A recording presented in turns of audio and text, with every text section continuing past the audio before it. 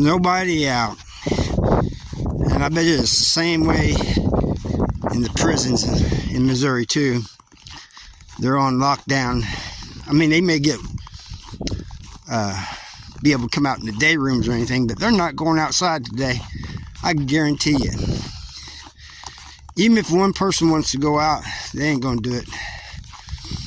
I remember one time it was sleet and rain, and they had one person out in front of the housing unit, and he was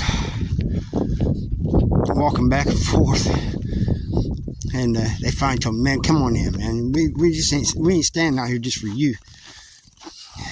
But this is supposedly the great storm of 2026, and so far it's not as bad as they said it was going to be. I mean, it is in Arkansas. They're getting ice and stuff down there, but up here we just got the cold temperatures. It's like 7 degrees right now. That's another reason they're going to be on lockdown in the prisons, is the temperatures.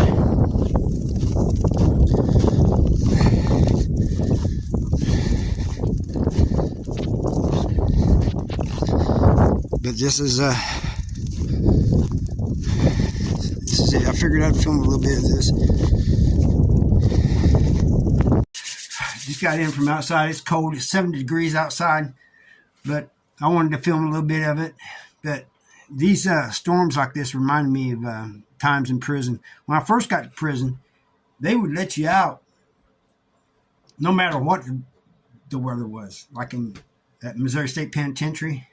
But as time went on, they stopped that.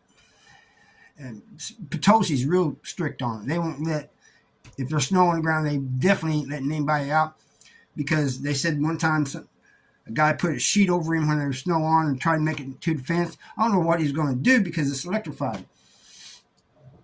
But they'll be able to be in a day room and do different things in the day room, phone calls, showers, play spades, whatever. But the yard won't be open.